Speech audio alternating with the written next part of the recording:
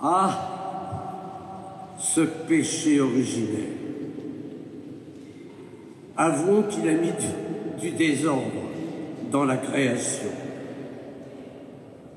Et pourtant, lors de la veillée pascale, nous chanterons le Félix Culpa, bienheureuse faute qui nous a donné un tel sauveur. Mais quel est ce péché des origines? Tout d'abord, n'allons pas trop vite en disant que ce récit est un mythe, parce que nous risquerions de jeter le bébé avec l'eau du bain. L'auteur, inspiré, a voulu nous expliquer de manière théologique la cause du péché et ses conséquences.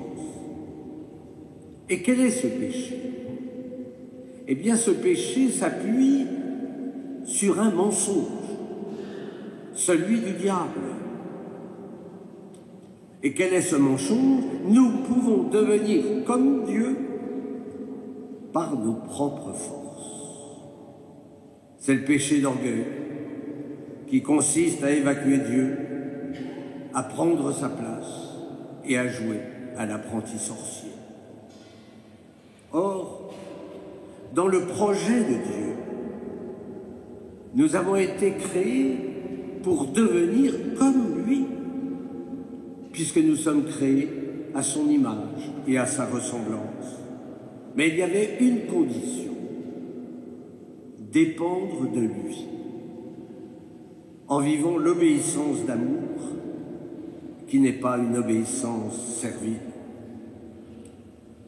Or, nous connaissons les conséquences. Saint Paul, d'ailleurs, vient de nous le rappeler dans sa lettre aux Romains. Le péché est entré dans le monde, et par le péché est venue la mort. Mais Dieu n'a pas supporté de voir sa créature bien-aimée se déshumaniser, s'éloigner de la source divine. Et c'est pourquoi il a envoyé son Fils unique pour guérir nos blessures.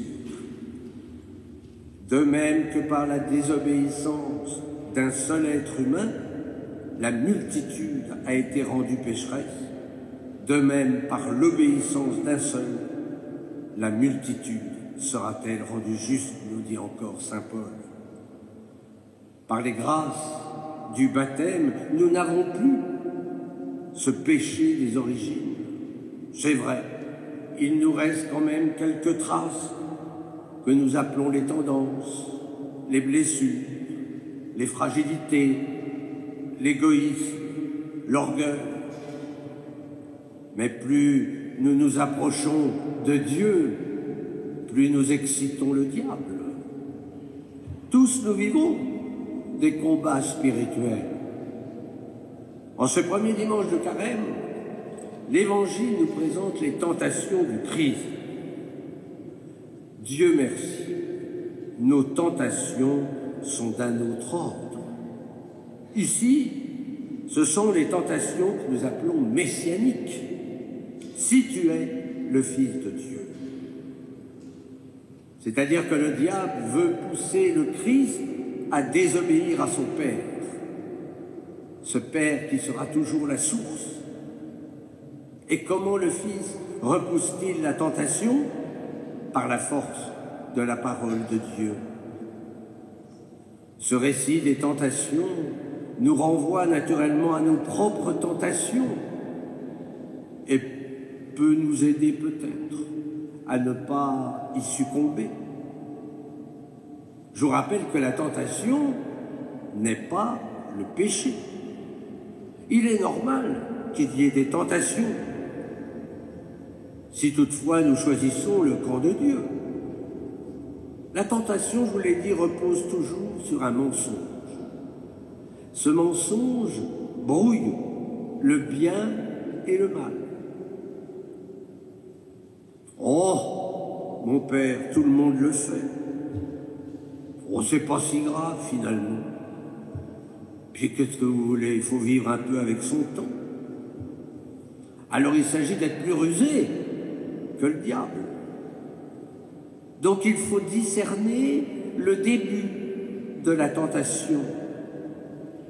Méfiez-vous, parce que la tentation commence parfois plusieurs heures avant d'y succomber. Il faut établir un plan d'attaque. Le Christ, lui, il chasse la tentation par la parole de Dieu.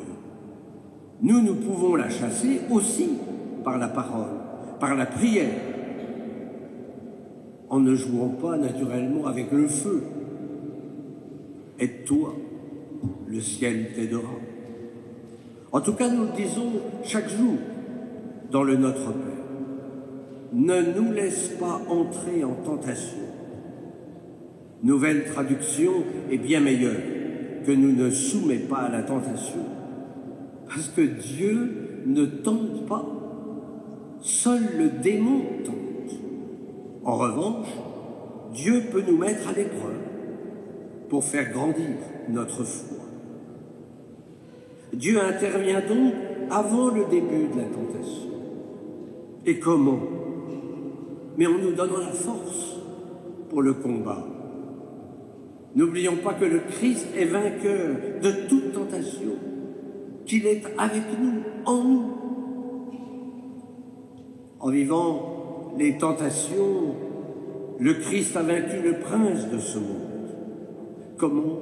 En le démasquant. Le diable s'est fait avoir. Et donc nous sommes forts, parce qu'il ne pouvait même pas imaginer que le Fils de Dieu se soit fait homme. Aujourd'hui, parce que le Christ a tout assumé, nous sommes, nous, hommes capables de sortir vainqueurs de nos petites tentations. En tout cas, c'est la grâce du mystère de l'incarnation. Là où le péché s'est multiplié, la grâce a surabondé. Alors cette semaine, nous allons essayer de mener le bon combat en nous appuyant non pas sur nos pauvres forces, mais sur la grâce. Tel est le pas de l'impossible à franchir pour cette semaine. Amen.